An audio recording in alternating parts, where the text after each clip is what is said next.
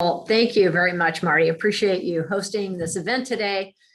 We're going to actually have some very insightful discussion around risk management and insurance, particularly in California, but not exclude. Please stay tuned because we actually have some very interesting real estate and construction topic that we're going to review that applies to your high net worth individuals that are building multi-million-dollar projects all over the country.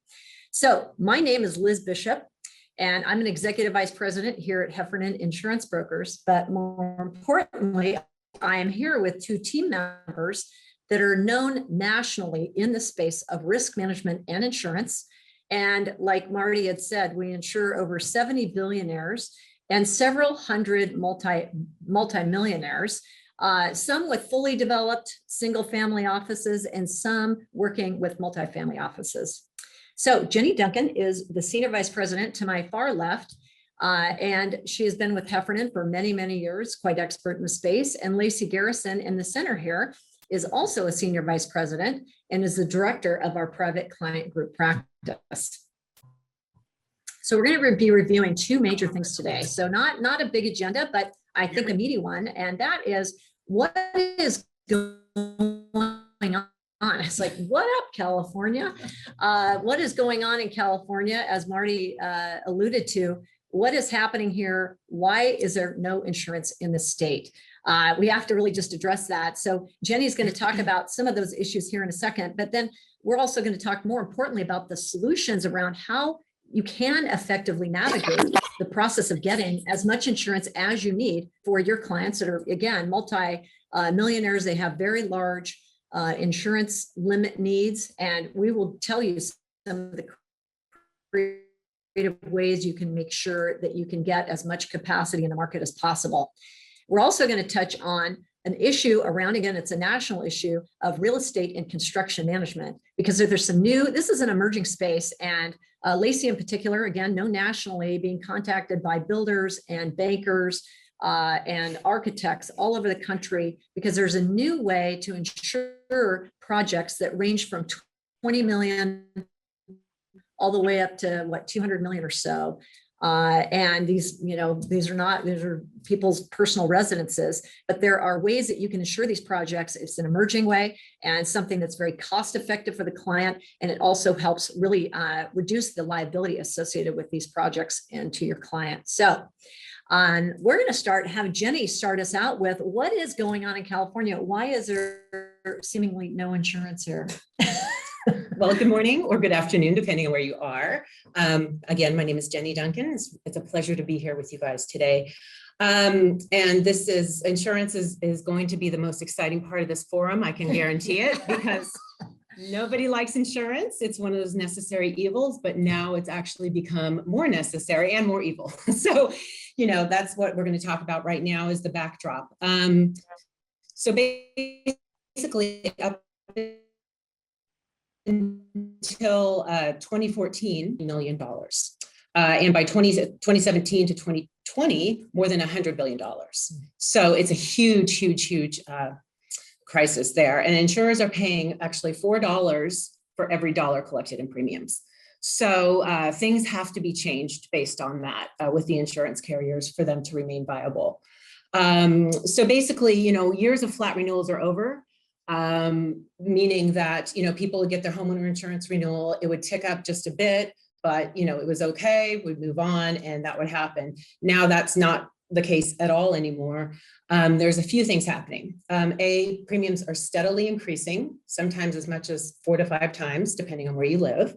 Coverage offerings are more limited. So basically, we're not seeing the coverage offerings that we had in the past to give to clients. Insurers are not renewing. Well, the other thing is people some options. Replace your wood roof, get fire sprinklers on your on your exterior, pull back some brush that's near your home. So things like that are happening. And also the worst case scenario, unfortunately, is insurers just deciding not to insure the homes any longer. So that's what's kind of going on. And so how, as a broker, how we deal with that is we kind of look at what's available and as a broker, it's important to be well positioned in the marketplace, have many markets to choose from, because basically we want to offer clients, we want to offer them, the best offering we can in this really, really restricted marketplace. And then also what we do is a lot of education.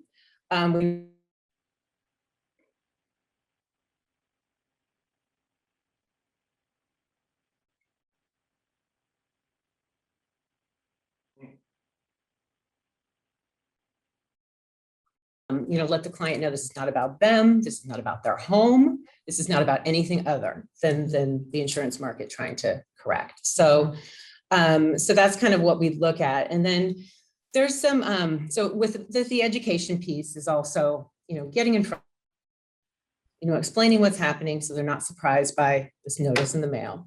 And so, we're very proactive in that, in how we educate our clients, get in front of our clients, and offer creative solutions.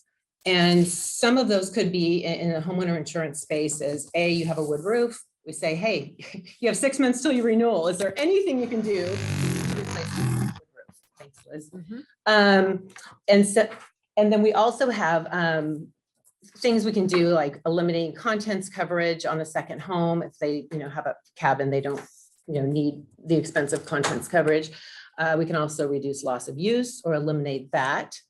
Especially with our higher net worth folks, we talk about discussing, self-insurance options, partial insurance options, because in reality, perhaps they don't need as much coverage, or they can self-insure, and they can is this off? Or, oh my gosh. I just. Oh, sorry about that. We're back. We lost you for a second. Technical difficulties. Sorry about that. So we can offer a little bit. Pardon? You're flickering like every 3 or 4 minutes. You kind of pause. So just keep on going. Okay. Let us know if there's more difficulty. So basically just kind of looking at creative ways to deal with our clients and their programs. And to add, yeah, I would please. just say, a huge part of this is conditioning your families to understand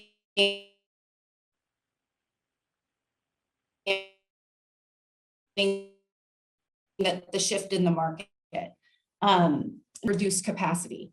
The carriers can't insure for the risk that they know that they'll have claims on.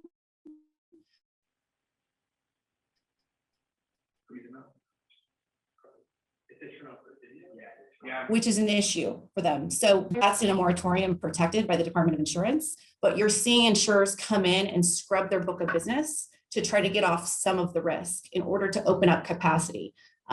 So AIG, for example, I'm sure all of you have seen this. AIG is one of the leading family office carriers in the world.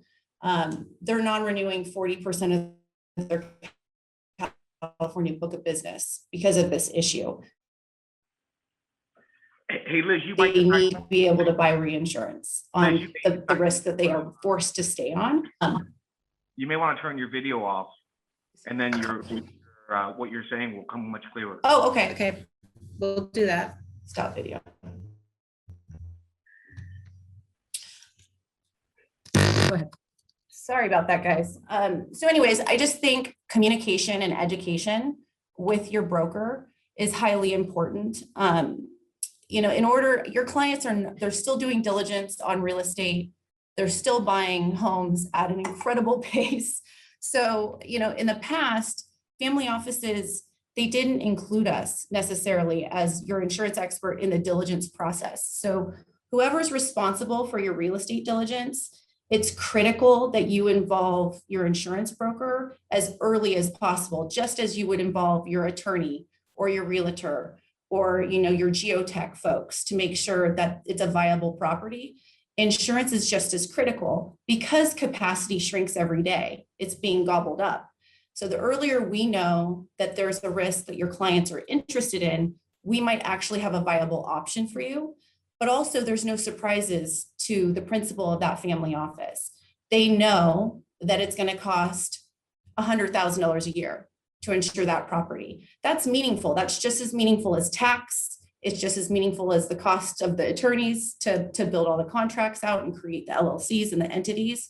So I think historically, we could insure a home in 24 to 48 hours, no problem. And the premium would be pretty in line with what you're used to, but those days are over. We have a situation in Coral Gables right now that we got looped in very last minute by a family office, and come to find out, like, that property is uninsurable.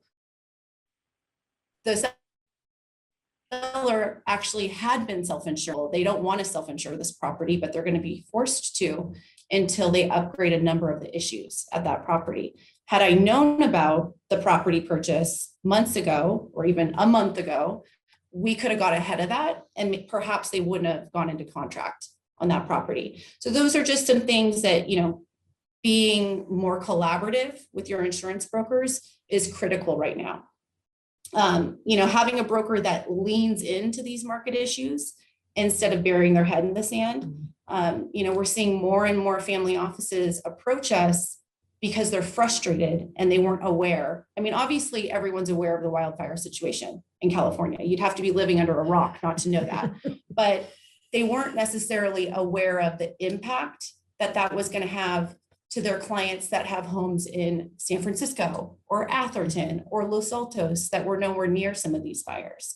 The fact that now their clients, even when they're buying any property in the state of California, could be in San Francisco, they're going to have to go with a non-standard market like Lexington AIG or Chubb Customs at a much higher price. So I think the more communication you have with your insurance advisor, the more successful your insurance program will be, and the less surprises you're going to have to explain to your owner, your principal, at renewal time, and conditioning them to understanding, it's not a commodity. Insurance is not a commodity at this level, and helping them understand the market shift is critical right now. So that's right. I wanted to just thank you, Lacey. Very, very insightful. And I'll tell you what somebody actually mentioned in the chat about what's going on with the insurance commissioner. And, we have, California has a good insurance commissioner. I'm not sure if that was meant to be facetious or if it was something that they seriously feel, but I'll tell you what is happening on the insurance commissioner. In fact, our team has spoken to the insurance commissioner. We have actually another meeting coming up Friday with his office to let them know what's happening real time in the market. And really what the issues that the insurance commissioner faces is they force insurers to, and what Jenny said earlier was important. For every basically dollar insurance companies receive, they're paying out $4 in claims. Well, I think all of us are business people here. We can tell that model is a failed model that does not work. And insurers need to have an opportunity to at least break even, and really, obviously their shareholders want to make a profit. Well, in order to do that, the state basically says you can go ahead and put a rate increase request in for up to 6.9% before you actually have to open up the kimono and show everything related to what is going on in the state. And it's a look back over 3 years. And it might seem very easy to consider doing something like that. But when insurers open the kimono and they share with the insurance commissioner what is going on their books, that review will take often 9 to 12 and sometimes 18 months for that review to be completed. And so they opt instead to go with the 6.9% increase on homeowners or auto or whatever the line is, so they don't have to open the kimono, and they can get that basically year over year and just hope that, over time, those things will ease up. And so it makes it a very tough time for insurers to try to negotiate in the state. And so therefore they're pulling out. They're saying, hey, we're just not going to offer capacity. We're going to non-renew vast swaths of business throughout the state. We are facing as a firm, or mortgage, right? Not write new business, right? They'll put moratoriums on large portions of the state and not write any new business. So, navigating that is obviously challenging. There are options that we have in London, potentially Bermuda. And then the ultimate fallback is the California Fair Plan, which is not ideal because there's a max of 3 million in building and contents. And Lacey, didn't you recently have a project that could not, there were carriers that put complete moratoriums on this particular location, right? It was Yeah. that $19 million project. Yeah, we had a $19 million Pacific Palisades property. And if you're familiar with Pacific Palisades, it gets hit usually with a wildfire every year. It doesn't necessarily take down structures, but it's gotten close. And it took us, we went to 52 markets. It took us 8 months and a favor from Guy Huntley at Lexington to insure it for me. You know, and that's just an example of the higher the total insured value for a home. And this was just the dwelling limit. This is not including other structures, loss of use, personal property. We accomplished those in different areas, and I can talk about that in a second. Higher the home's value, the harder it is to insure because our carriers cannot find reinsurance for that property. You know, so when you're looking at properties in the $1 to $5 million range, totally, that we can do that all day long. There's no problem with that. 5 to 10, your market selection shrinks from probably 10 markets to maybe 5 markets. $10 million and above, you've got a handful of markets that will even consider quoting it.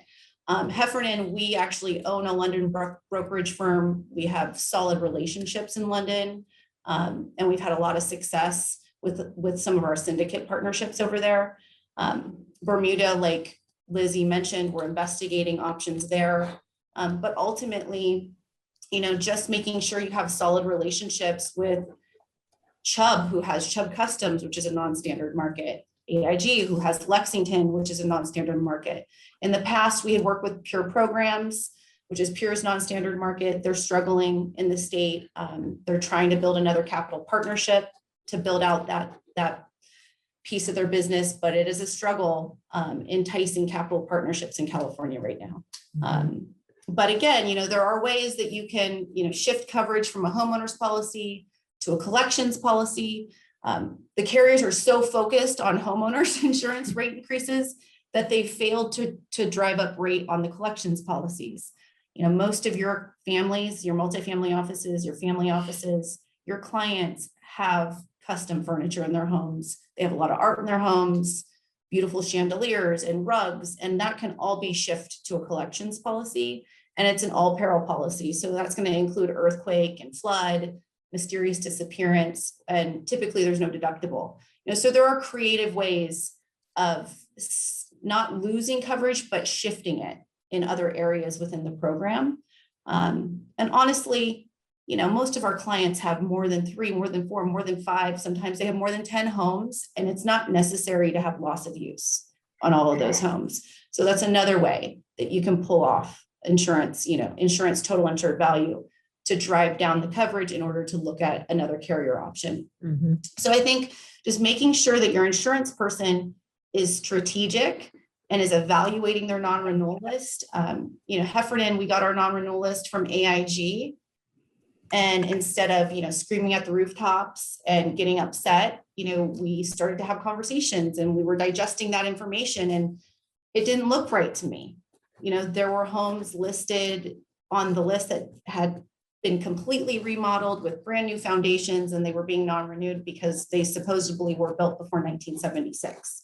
You know, so in working with our AIG partners, we were able to shrink our 200 plus non-renewals down to 110 non-renewals. You know, so that's the difference between, you know, a risk manager approach with your carriers rather than them about this, because it's going to get nowhere. I call this, it's like an insurance pandemic that we're in right now. We're all in it together. It touches every broker in the state of California. So Heffernan really tries to lean in with our carrier partnerships and be understanding that this is happening and try to come up with solutions. Hey, listen, you I wanna- have questions while you're there. Of course. Great. So, so I know you're talking about like rates are going up all over the state, et cetera, but are there any areas in particular that are redlined? You know, like I'll give you a great example. And you know, I think that in Florida, if you live east of US 1, you have to, your flood insurance like skyrockets. It's like $10,000 to $20,000 a year, right? Based on so many square footage, right? So are there any redlined areas here where you just can't get insurance, or that it's astronomical? Yes, so for new purchases, there are certainly areas where they're redlined. If you have a current policy in a brush tier that's been hit by wildfire, so what they do, the Department of Insurance, they have a list of zip codes that have been affected by wildfires in the past, few years. And what they do is they protect those zip codes from non-renewals. So many people that already have insurance there are going to be okay until they're not protected anymore. But if you're talking about areas of Healdsburg, Napa, Tahoe, anything in LA right now, LA is shut down for business, especially with high TIV. We have a Beverly Hills home right now, was fully renovated in 2016. The clients told us about it late in the acquisition. It's at our London brokerage firm right now, and we're fingers crossed that we're going to be able to get coverage for it because every other carrier declined. Let me just jump in with another quick question, which is that, so we know that the Southwest is going through a massive drought that has no end in sight. Is that going to negatively affect these insurance rates as well? Because I think it'll probably cause more forest fires. Absolutely. I mean, we have 14% water reserves right now. We just had our first red flag warning. A fire broke out in Pacific Palisades last weekend. I'm not sure if you're aware of that. There was a wildfire in New Jersey, over 1,000 acres that took down structures. Wow. Texas, froze over this year. I mean, so the size of hail keeps growing. There was back-to-back hurricanes that hit the panhandle last year. So climate change is real, it's here. And what you're seeing, and it's not just California, we're seeing rate increases across the country increasing. And the markets have to shift to figure out how to deal with this. And it's happening so quickly, the reacting is a little bit delayed, right? So we've been in this in California for the last 4 or 5 years, and the markets are finally reacting to it. So you're probably going to see that across the country too. And Texas had been having trouble. I mean, there was a tornado last year or the year before that hit Dallas. So we've had a lot of climate events in Texas, and you're going to start to see the markets react there as well. Yeah, I don't want to get into climate change, but I will say that North America has a history of catastrophic climate events over thousands of years. That's what. Oh, absolutely, and I don't disagree. I'm not sure, but anyway, yeah. So we have about 5 minutes to go, and I wanted to ask a couple of questions. That's really relevant to our audience, which is that when somebody has new wealth, are there like a top 5 or top 10 things that they should be thinking about insurance-wise? People moving new homes, people buying new cars, increased liability. Any thoughts? I mean, I think usually when you're seeing new wealth, they've been managing their insurance on their own. So they may have gone online and bought a renter's policy and then an auto policy. So having an advisor to step in and work on basically just holistically looking at what they need. So that's going to be one carrier solution, one effective date, homeowners insurance, collections insurance, auto and umbrella, anything that they're passionate about that they might start collecting if they're into exotic cars, wine. It's a conversation to have with them, and just also understanding what kind of liquidity events are going to happen in the next 1 to 2 years, so we can prepare for that and have that conversation with them is critical.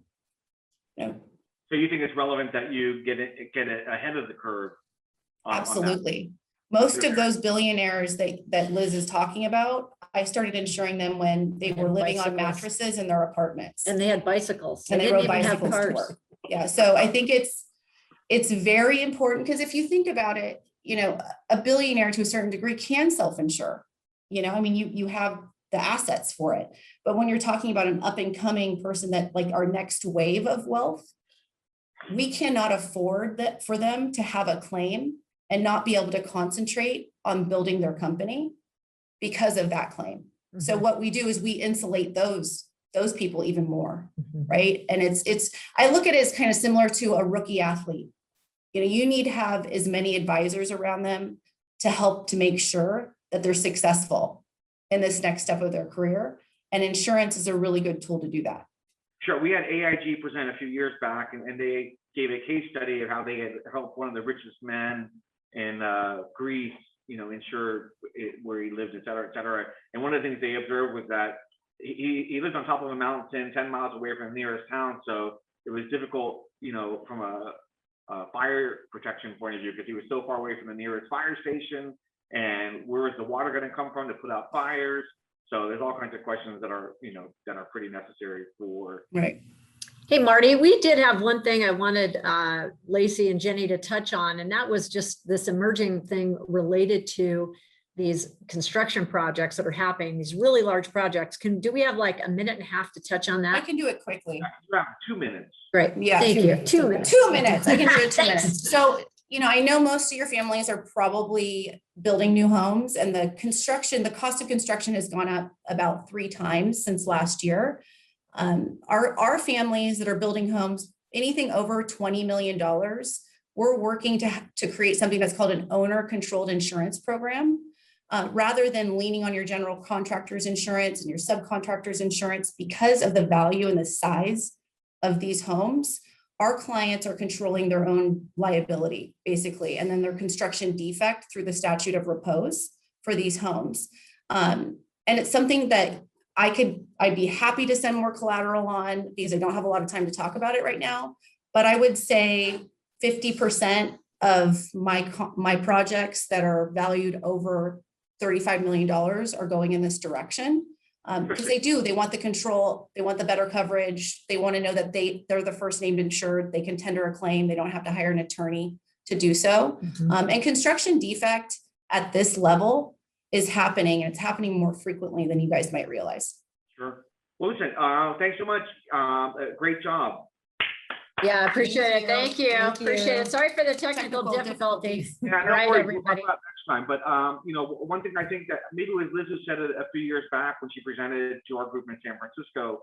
I think she talked about how, you know, a lot of people who are newly wealthy don't really anticipate how their life is going to change. And I think one person who became mega wealthy bought a mansion, and all of a sudden all these foundations wanted to have events at his mansion, et cetera, and they didn't know, you know, what their liability was. They thought they just go straight ahead. So there's always liability. And I used to be an actuary when I was. Oh, look 20. at you, Marty. You know the words. You Yeah, know thank it. That's good. So, All right, you guys. have a Thank good- you.